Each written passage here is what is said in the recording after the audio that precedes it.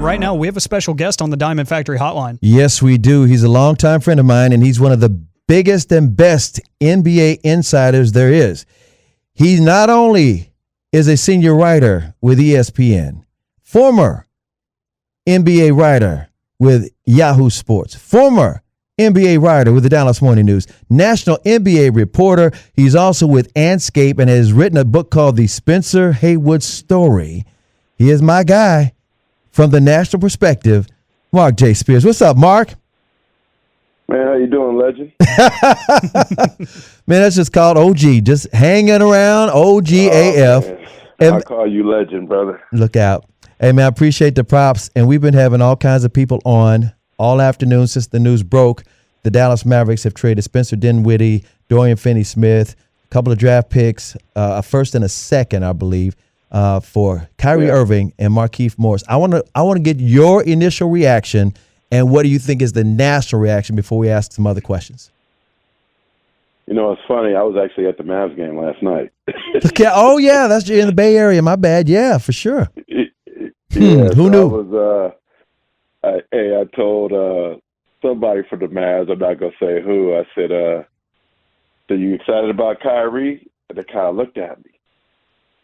And I'm like, yeah, man, I see him coming your way, buddy. In fact, you know, when my colleague Tim McMahon, you know, tweeted out about it on Friday, and I went on NBA Today Friday and talked about it, if you look at it, I subtweeted it and I said, this is, if I was a betting man, this is where I said he would go, think he would go.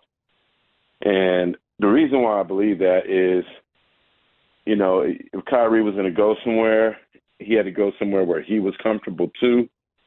And, man, Nico Harrison, and I knew at some point his Nike dividends were going to start to, like, pay off, right? Mm-hmm.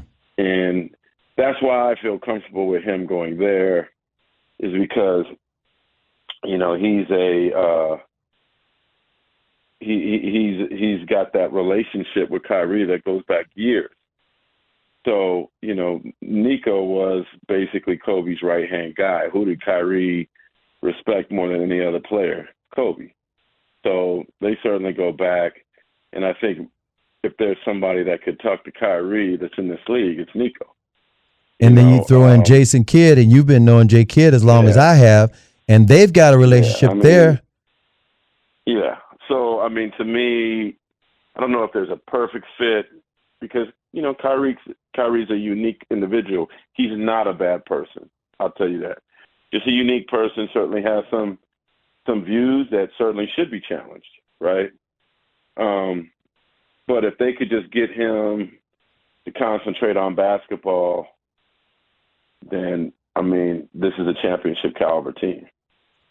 What are the other pieces you think the Dallas Mavericks should go after, and do you think they may be done this year or at this particular trade deadline? Do you think this is where they are for now? I know you don't know every single thing, but what would you think, knowing Nico and knowing Kidd and knowing Michael Finley and Cuban? I mean, I don't know if there's anything more they need to do. If anything, they got to, you know, figure out how to get those two guys on the same page. And so, you know, it's certainly understanding and expected to hear responses like, well, there's only one basketball, right? How are they going to make it work with only one basketball? Well, you don't make this deal unless Luka is okay with it, one. Two, perhaps over these last couple months, when you see what the team missed without Jalen Brunson, you start thinking to yourself, man, one, he shouldn't have left. Yeah. But two, we need something like that.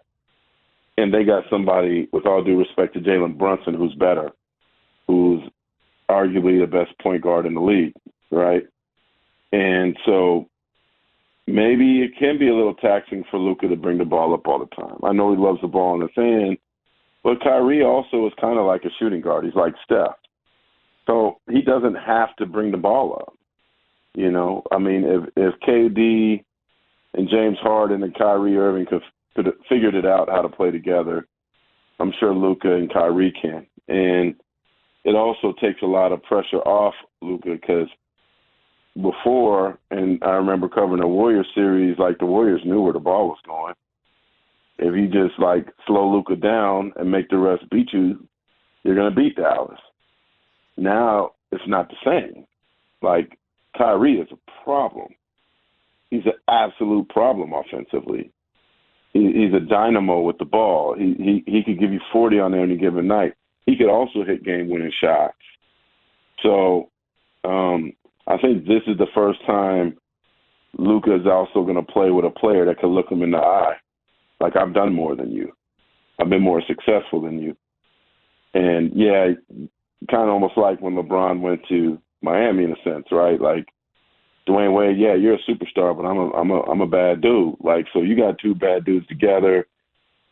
You know, Kyrie brings instant respect from the star, and good luck trying to defend these guys, especially when you add, you know, Christian Wood to the mix, as well as, you know, Hardaway is still there, Bullock's still there shooting.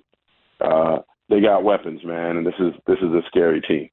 You mentioned Christian Wood. How do you see this affecting a guy like him, both on the floor and off the court, where he's trying to get new money soon? If I'm here, I just play.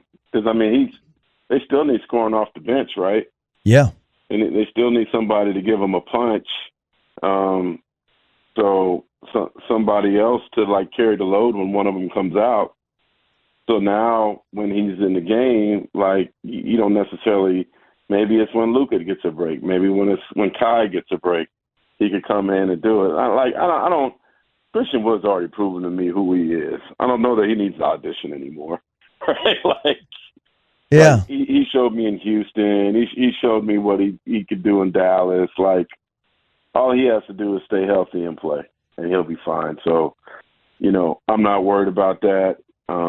I think it behooves Dallas to keep him as well, you know, because it gives them another offensive threat. And they need to continue to have some inside help, some sides that could help them. So I'm not worried about Christian Wood. We're talking to NBA insider, senior writer for Andscape and ESPN, Marc J. Spears. And Mark, let's see, Markieff, is it Markieff Morris?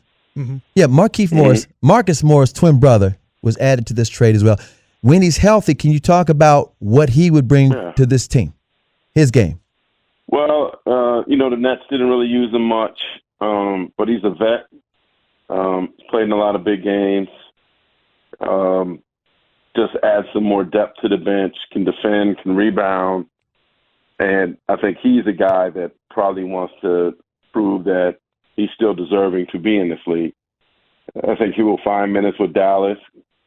Dallas in the front court isn't amazing to me. They're good, but not amazing. So I think he could get in a rotation, and you know, it's just a good complementary player to the team, professional. I like the addition. I don't know that it sways anything in any direction, but it does give you some more veteran depth to the bench. Okay, so a lot of people didn't think that the Mavericks would get Kyrie. A lot of people thought he was hand-delivered to the Lakers.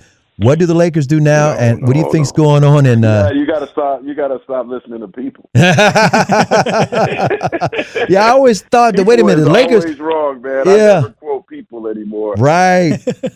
Okay, so what? Basically, I was setting that up to ask the question of where do the Lakers go from here, and do you think KD is going to stick around the Nets for a while?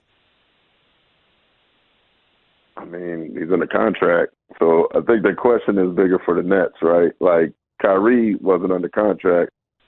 Kevin is. I wouldn't trade Kevin anywhere if I'm Brooklyn. He's too dang good. He's under contract. If anything, you kind of just figure out what to do around him now.